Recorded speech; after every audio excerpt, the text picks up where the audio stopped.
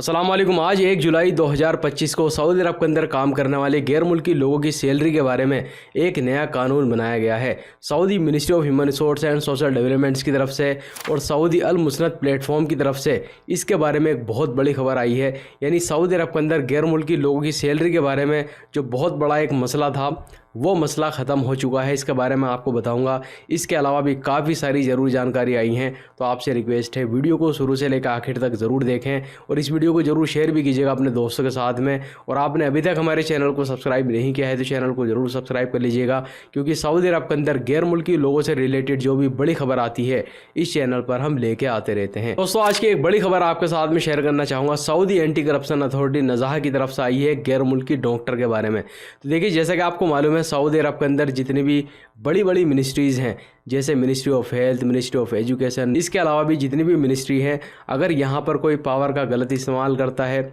रिश्वत लेता है या धोखाधड़ी करता है, तो यहाँ पर लोगों को पकड़ने के लिए सऊदी अरब के अंदर सऊदी एंटी करप्शन अथॉरिटी नज़ाह को बनाया गया है। और यहाँ पर वो छापेमारी करते हैं, चेकिंग करते हैं, चाहे गैर मुल्की हो या सऊदी शहरी हो, उनको गिरफ्तार कर लिया जाता है। तो देखिए, नज़ाह की तरफ से जानकारी आई है जिसमें यह बताया गया है कि एक गवर्नमेंट हॉस्पिटल में काम करने वाला एक गैर मुल्की को गिरफ्तार किया है, जो कि लोगों से कुछ पैसे ले रहा था और उनके लिए एक रिपोर्ट जारी करता था जिसमें सिक लीव उनको देता था, यानी बीमारी की छुट्टी देता था। उसके बाद में जो ये लोग थे वो ड्यूटी ही नहीं आते थे, जबकि वो बीमार भी नहीं थे, लेकिन वो पैसे के बदले में रिपोर्ट बनवा लेते थे इस गैर मुल्की से, और ये उनको सिक लीव की रिपोर्ट बना करके देता था। तो जैसा कि आपको मालूम है, अभी अगर मान लीजिए खुदा ना खास्ता कोई बंदा जो है बीमार होता है, कोई वर्कर बीमार होता है, अभी जो सिक लीव जारी की जाती है किसी भी वर्कर के लिए, किसी भी बंदे के लिए, तो उसका जो पेपर होता है वो सेहती एप्लीकेशन से डाउनलोड करना पड़ता है, अपनी कंपनी को भी सेंड करना पड़ता है, जमा करना पड़ता है। तो देखिए, ये गैर मुल्की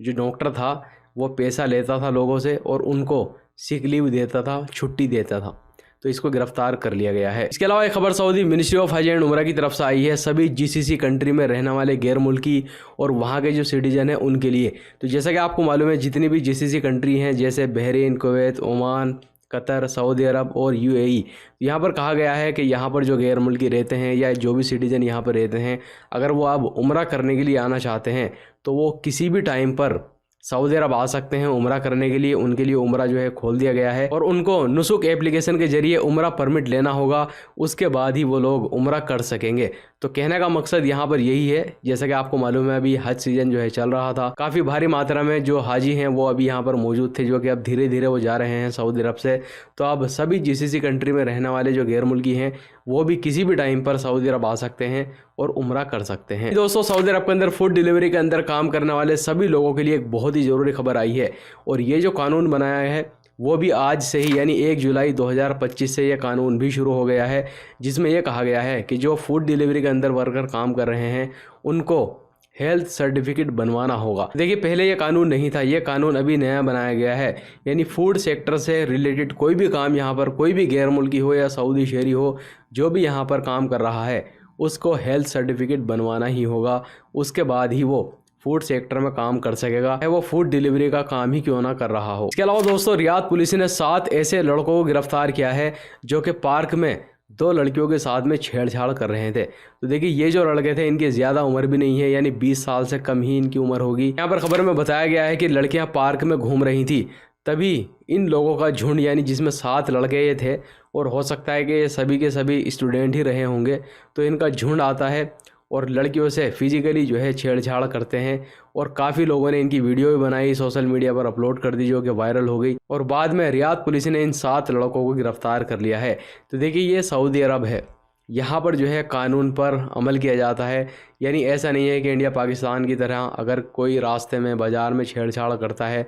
तो बस वहाँ पर या तो उसको इग्नोर कर दिया जाता है या उसको छोड़ दिया जाता है। लेकिन सऊदी अरब के अंदर देखिए, इन 7 लड़कों को गिरफ्तार कर लिया है। अब इनके ऊपर पेनल्टी तो लगेगी और साथ में ही हो सकता है कि 4 साल या इससे भी ज़्यादा की इनको जो है सज़ा हो जाए, और एक इबरत का निशान इनको यहाँ पर बना दिया गया है, ताकि सऊदी अरब के अंदर रहने वाले सभी लोग ये चीज़ देख सकें कि अगर कोई भी इस तरह की हरकत करेगा सऊदी अरब के अंदर तो उनके साथ में भी यही अंजाम होगा। इसके अलावा दोस्तों, अब यहाँ पर मैं आपको बताना चाहूँगा, आज Saudi ministry of human resource and social developments की तरफ से सऊदी अरब के अंदर काम करने वाले ऐसे लोग जो कि डोमेस्टिक कैटेगरी के अंदर आते हैं, जैसे फैमिली ड्राइवर, खद्दामा, चौकीदार वगैरह, इनकी सैलरी के बारे में एक नया कानून बनाया गया है जो कि 1 जुलाई 2025 से शुरू हो गया है। यानी ये जो है तीसरा मरहला इस कानून का शुरू हुआ है। इससे पहले भी यानी 1 जनवरी 2025 से ये चीज़ जो है शुरू हो गई थी। लेकिन अब यहाँ पर यह बताया गया है कि जिस कफील के पास में 3 या 3 से ज़्यादा डोमेस्टिक वर्कर मौजूद होंगे, अब वो जो कफ़ील है वो जो सैलरी उनकी ट्रांसफ़र करेगा हर महीने,